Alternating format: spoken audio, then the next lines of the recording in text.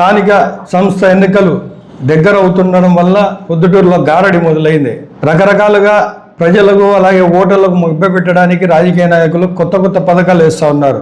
అందులో భాగంగా ఈరోజు ఏ విధంగా తయారైందంటే ఈ పాత్రికేయ సమావేశాలు అలాగే ప్రెస్ మీట్లు వాళ్ళు చేసే కార్యక్రమాలన్నీ కేవలం ఓట్ల కోసమే అన్నట్టు ఈరోజు కార్యక్రమాలు నిర్వహిస్తూ ఉన్నారు. అందులో భాగంగానే నిన్నటి రోజు ప్రొద్దుటూరు మాజీ ఎమ్మెల్యే రాచమూలు శివప్రసాద్ రెడ్డి గారికి సడన్గా సవతి తల్లి ప్రేమల ఆయనకు స్థానిక వ్యాపారులు గుర్తుకొచ్చారు. ఆయనకు రాత్రి ఏమన్నా బహుశా ఆయన కలగన్నాడో లేకుంటే అపరిచితుడుగా మారిపోయి అధికారంలో ఉన్నప్పుడు అపరిచితుల్లాగా లేకుంటే ప్రతిపక్షంలో ఉన్నప్పుడు రాములాగా ఏదన్నా ప్రవర్తిస్తున్నారేమో మాకు సందేహాలు కలుగుతూ ఉన్నాయి.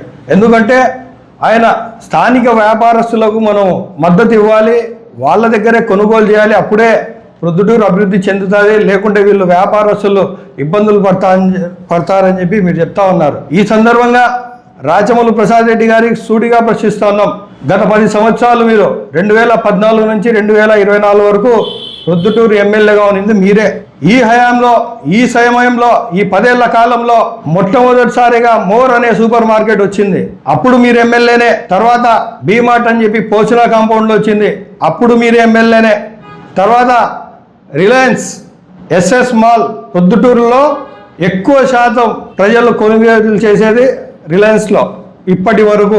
తర్వాత డీమార్ట్ వచ్చింది. డీమార్ట్ ఏం రాత్రికి రాత్రి రాలేదు. డీమార్ట్ కూడా ఆ భవన నిర్మాణాలన్నీ గత ప్రభుత్వంలో ఉన్నవే, తర్వాత ప్రభుత్వం మారి వచ్చింది. తర్వాత అలాగే చూసుకున్నట్లే సిఎంఆర్ ఆమాలోపనంగప్పుడు కూడా మీరే ఎమ్మెల్యే. ఆ రోజు మాట్లాడనిది 10 సంవత్సరాల నుంచి మాట్లాడనిది కేవలం ఇప్పుడు ఎన్నికలు సమీపిస్తున్న వేళ ఈరోజు వ్యాపారస్తులకు సవతి తల్లి ప్రేమ చూపిస్తా ఉన్నారు మీరు. ఈరోజు ఆ రోజు మీ దగ్గర వ్యాపారస్తులు రాలేదా సార్? ఇట్లా కార్పొరేట్ సంస్థలు వస్తే మాకు ఇబ్బందులు జరుగుతాయి, మాకు వ్యాపారాలు జరగవు, అందరూ పెద్ద పెద్ద షాపింగ్ మాల్స్కి వెళ్ళి కొనుగోలు చేస్తారు, మాకు వ్యాపారాలు ఉంటే ఆ రోజు మీరు ఏం చెప్పినారు ఆ వ్యాపారస్తులకు? ఏ పొద్దుటూరు అభివృద్ధి చెందకూడదా?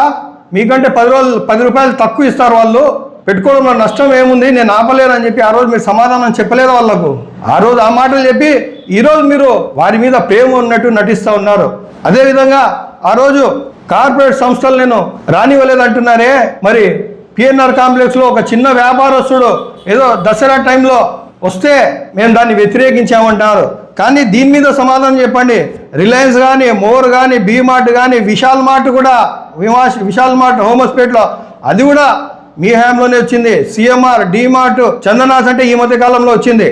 కానీ భవన నిర్మాణాలు కూడా గత ప్రభుత్వంలోనే జరిగింది. అంటే ఈరోజు మీకు కొత్తగా వీరి మీద ప్రేమ పుట్టుకొచ్చిందంటే అది కేవలం మీరు వ్యాపారస్తులు మీకు వ్యతిరేకంగా ఉన్నారు, ప్రొద్దుటూరులో ఉండబడిన వ్యాపారస్తులు మీకు ఓటు వేయరనే సత్యాన్ని మీరు గ్రహించినారు కాబట్టే ఈరోజు మీరు సవతి తల్లి ప్రేమ చూపిస్తా ఉన్నారు. ప్రజలంతా గమనిస్తున్నారు. ప్రజలకు జ్ఞాపక శక్తి ఉంటుంది. ప్రసాద్ రెడ్డి గారు మీరే తెలివంతులు అనుకోవద్దు. వ్యాపార విషయానికి వస్తే ప్రొద్దుటూరులో ఎక్కువ వ్యాపారం జరిగింది శివాలయం సెంటర్లో. కూరగాయల మార్కెట్ అక్కడ కొర్రపాటు రోడ్ దగ్గర నుంచి మైదుకూరు రోడ్ అంతా కిటకిటలాడేది.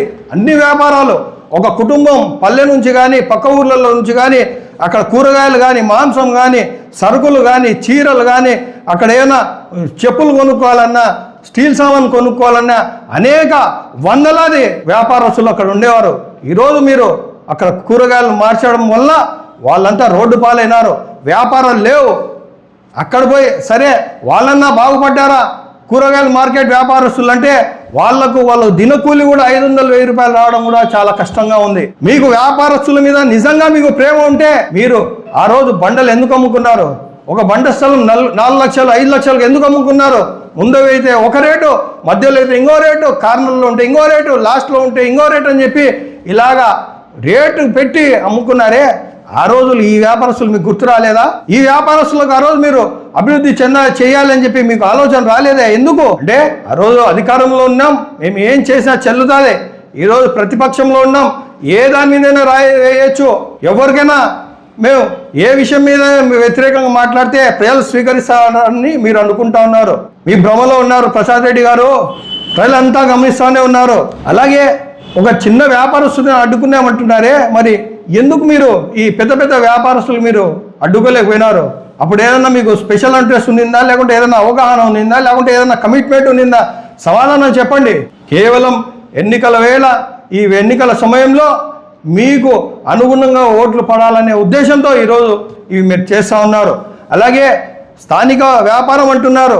చేనేతలు ఇక్కడ వేలాది కుటుంబాలు చేనేత వృత్తి చేస్తూ ఉన్నారు.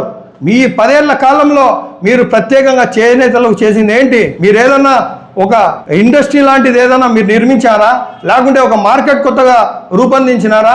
లేకుంటే ఏదన్నా మీరు తోడ్పాటు చేసి వాళ్ళకి ఏదన్నా స్థలం లేని వాళ్ళకి ఏదన్నా స్థలం కేటాయించారా? ఈ సందర్భంగా తెలియజేస్తా ఉన్నాం, కాంగ్రెస్ పార్టీకి అవకాశం వస్తే ప్రజల దయతో ప్రజల ఆశీస్సులతో కాంగ్రెస్ పార్టీకి అధికారం ఇస్తే మేము ఇలాంటి కార్పొరేట్ సంస్థలకు మేము రానివ్వకుండా కౌన్సిల్లో కూడా ఇలాంటి ఏదన్నా వచ్చినా కౌన్సిల్ ఆమోదం లేకుండా ఏది చేయకూడదు అని చెప్పి మేము ఒక ప్రతిపాదన చేస్తాం. అది ఏదైనా సరే అది కౌన్సిల్ అలాగే పురపాలక పరిధిలో ఉండే విధంగా మేము చేస్తామని చెప్పి ఈ సందర్భంగా తెలియజేస్తున్నాం. అదే రాబో రోజుల్లో చేనేతలు ప్రత్యేకంగా ఒక డెవలప్మెంట్ హబ్ లాంటిది నిర్మించి అలాగే అమ్మే వాళ్లకు మనం గమనిస్తే 1000 రూపాయలు మార్కెట్లో అమ్మే వస్తువు ఈ వస్త్రాలు చేనేతలు చేసే ఈ వస్త్రాలు మార్కెట్లో 1000 రూపాయలు అమ్ముతా ఉంటే చేనేతలు కేవలం 100-200కే అమ్మేస్తారు. ఇలాగా దళారీల వ్యవస్థ లేకుండా కేవలం చేనేతలకు లబ్ధి కూర్చే విధంగా ఒక మార్కెట్ ఏర్పాటు చేస్తామని చెప్పి ఈ సందర్భంగా తెలియజేస్తున్నాం. రాజమౌళి శివప్రసాద్ రెడ్డి గారికి తెలియజేస్తున్నాం. ఇవన్నీ ఇలాంటి మభ్యపెట్టే మాటలు పక్కన పెట్టి మీరు ప్రజలకు మీ 10 ఏళ్ల కాలంలో మీరు ఏం చేశారో సమాధానం ఇవ్వండి. మీకు సూటిగా సవాల్ ఇస్తా ఉన్నాను. మీరు ఎమ్మెల్యేగా 10 సంవత్సరాలు ఏం అభివృద్ధి చేశారో ఆ అభివృద్ధి మీద ఓటు అడిగే ధైర్యం ఆ సాహసం మీరు చేయగలుగుతారని చెప్పి ఈ సందర్భంగా ప్రశ్నిస్తా ఉన్నాం. ఈరోజు మీకు ఓట్లకు డబ్బులు ఇవ్వకుండా ఇలాంటి మభ్య మాటలు పెట్టకుండా ప్రజలకు పిలుపునివ్వండి. నేను మీకు ₹1 ఇవ్వను, మీకు ఒకటి ఏం చేయను, నేను అభివృద్ధి చేసి ఉంటే మీరు నాకు ఓటు వేయండి అని చెప్పి ఈ స్థానిక సంస్థల్లో మీరు ఎలక్షన్కు పోయే స్థితి ఉందా అని చెప్పి ఈ సందర్భంగా మిమ్మల్ని ప్రశ్నిస్తా ఉన్నాను.